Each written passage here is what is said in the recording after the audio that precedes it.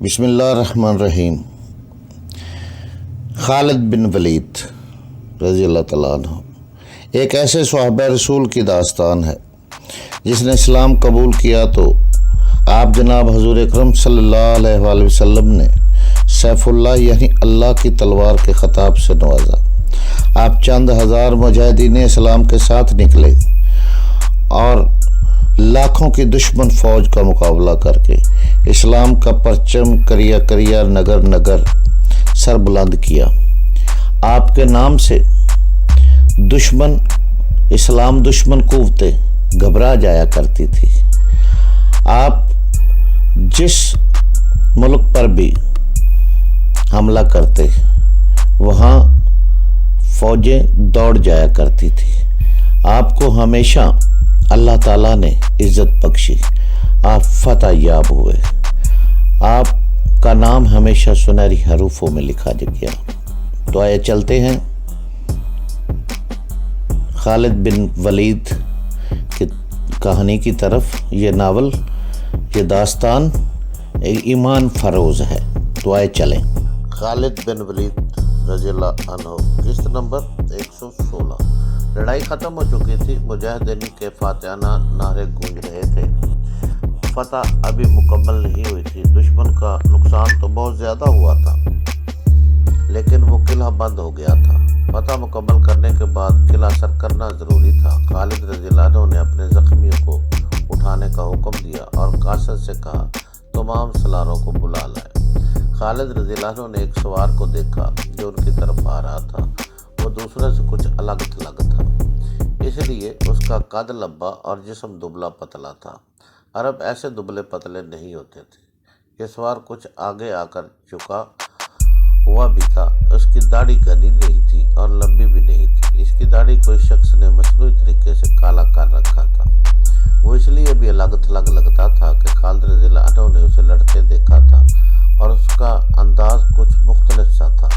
سب کی توجہ شخص کی طرف اس وجہ سے بھی ہوئی تھی کہ اس کے ہاتھ میں پیلے رنگ کا پرچم تھا۔ یہ وہ پرچم تھا جو خیبر کی لڑائی میں رسول اکرم صلی اللہ علیہ وسلم نے اپنے ساتھ رکھا تھا۔ خالد رضی اللہ عنہ اسے پہچان نہ سکے۔ دھوپ بہت تیز تھی۔ اس نے سر پر کپڑا ڈال رکھا تھا جس سے اس کا آدھا چہرہ ڈھکا ہوا تھا۔ خالد رضی اللہ عنہ کے قریب آ کر وہ شخص مسکرایا تو خالد رضی اللہ عنہ نے دیکھا کہ اس آدمی کے سامنے کے 2-3 دانت ٹوٹے ہوئے ہیں۔ ابو عبیدہ رضی اللہ عنہ، خالد رضی اللہ عنہ نے مسرت سے کہا اور اس کی طرف دوڑے۔ وہ ابو عبیدہ رضی اللہ عنہ تھے۔ مرد راحت سے خالد رضی اللہ عنہ نے انہیں پیغام بھیجا تھا کہ وہ انہیں بصرہ کے باہر ملے۔ ابو عبیدہ رضی اللہ عنہ رین کے مقام پر پڑاؤ ڈالے ہوئے تھے جہاں سے انہوں نے شرجیل رضی اللہ عنہ بن حسنہ کو 4000 مجاہدین دے کر بصرہ پر حملہ کرایا تھا۔ ان کے پاس خالد رضی اللہ عنہ کا قاصد بعد میں پہنچا تھا۔ ابو عبیدہ رضی اللہ عنہ پیغام پر اس وقت بصرہ پہنچے جب خالد رضی اللہ عنہ رومیوں کے ساتھ بڑے سخت مارکے میں الجھے ہوئے تھے۔ انہوں نے تلوار نکالی اور مارکے میں شامل ہو گئے۔ ابو عبیدہ رضی اللہ عنہ کی اس وقت عمر 55 سال کے لگ بھگ تھی۔ وہ رسول کریم صلی اللہ علیہ وسلم کے خاص ساتھیوں میں سے تھے۔ ان کے دادا اپنے دکول کے مشہور جراح تھے، اپنے وقتوں کے مشہور جراح تھے۔ اسی نسبت سے انہوں نے اپنا نام ابو عبیدہ رضی اللہ عنہ بن الجراح رکھ لیا تھا۔ ان کا نام عامر بن عبداللہ بن الجراح تھا، لیکن انہوں نے ابو عبیدہ رضی اللہ عنہ کے نام سے شہرت حاصل کی۔ دبلا پتلا اور کچھ جھکا ہونے کے باوجود اس کے چہرے پر جلال جیسی رونق رہتی تھی۔ وہ دانش مند تھے۔ میدان جنگ میں وہ کوئی مقام پیدا نہ کر سکے لیکن ذہانت اور عقل مندی میں ان کا مقام اونچا تھا۔ ابو عبیدہ رضی اللہ عنہ کے سامنے کے دانت جنگ احد میں ٹوٹے تھے۔ اس مارکے میں رسول اکرم صلی اللہ علیہ وسلم زخمی ہو گئے تھے۔ آپ کے خود کی زنجیروں کی 2 کڑیاں آپ کے رخسار میں ایسی جگہ اتری تھی کہ ہاتھ سے نہیں نکلتی تھی۔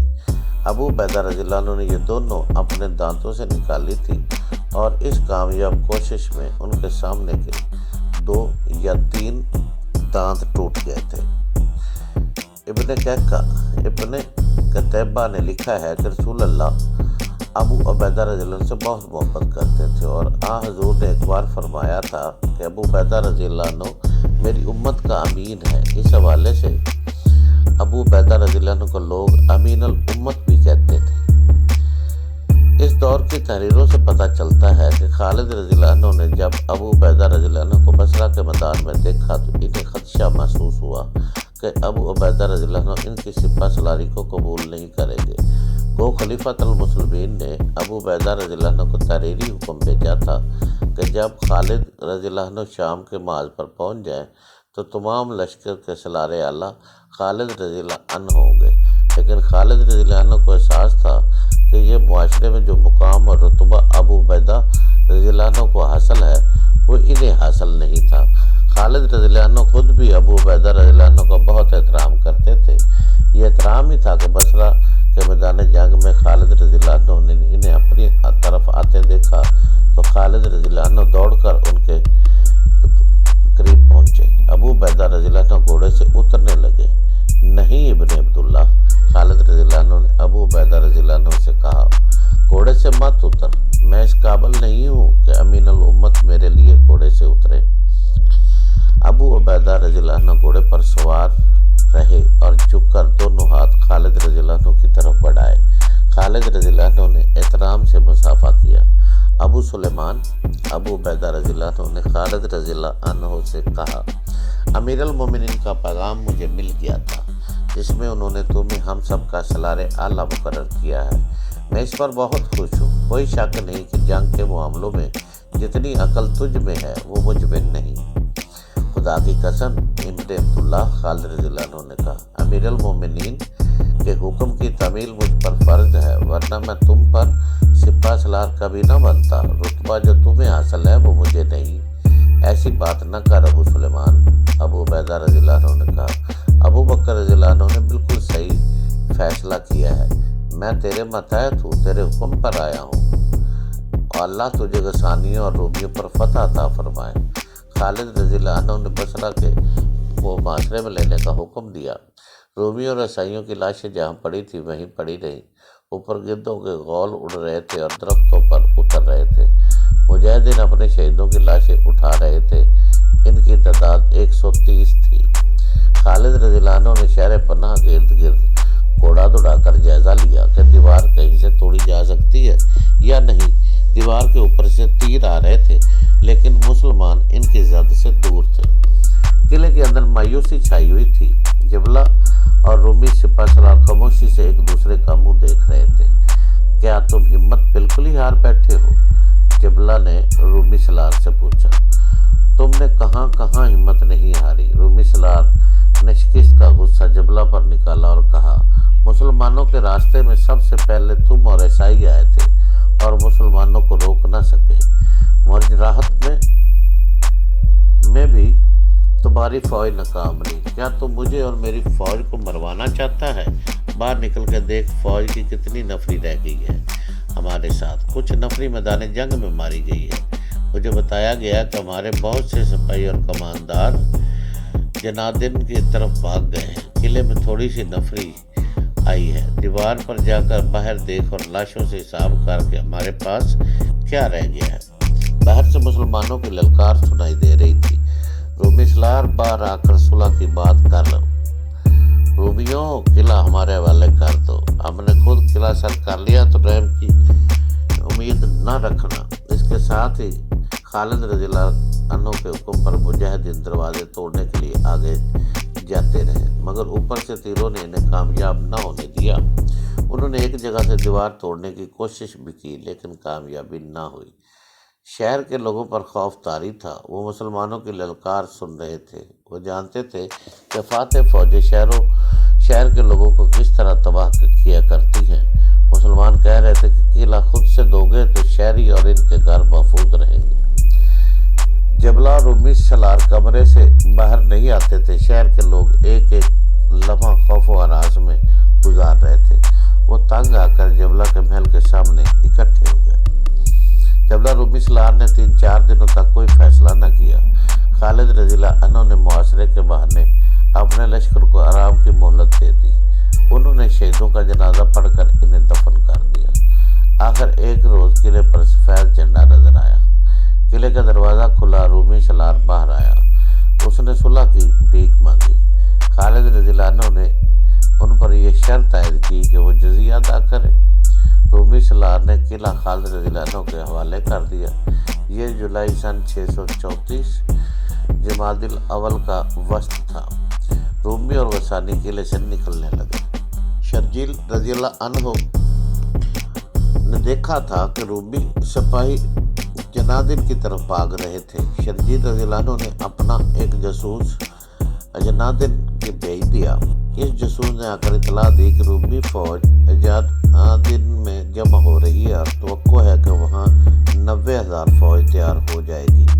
ہماری اگلی منزل اجنادن ہوگی، خالد رضی اللہ عنہ نے کہا۔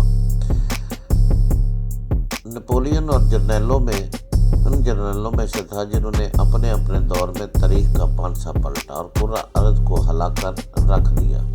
فرانس کے تاریخ ساز جرنیل حکمران نپولین نے خالد رضی اللہ عنہ بن ولید کے متعلق کہا تھا کہ اگر مسلمانوں کی فوج کا سپہ سالار کوئی اور ہوتا تو یہ فوج اجنادن کی طرف پیش قدمی ہی نہ کرتی۔ نپولین کا دور خالد رضی اللہ عنہ کے دور کے تقریباً 1200 سال بعد کا تھا۔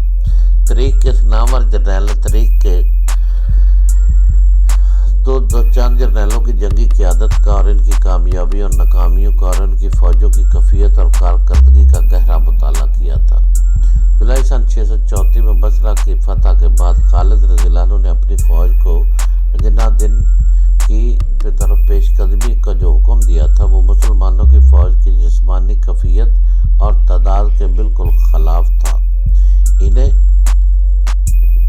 پیش قدمی کا انہیں جاسوسوں نے صحیح رپورٹ دی تھی کہ اجنادن میں رومیوں نے جو فوج مسلمانوں کو کچلنے کے لیے اکٹھی کر رکھی ہے اس کی تعداد 90,000 سے زیادہ ہو سکتی ہے، کم نہیں۔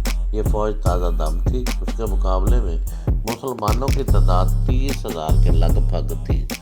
یہ فوج مسلسل لڑتی چلی آ رہی تھی۔ صرف بصرہ کی لڑائی میں 130 مجاہدین شہید اور بہت سے زخمی ہوئے تھے۔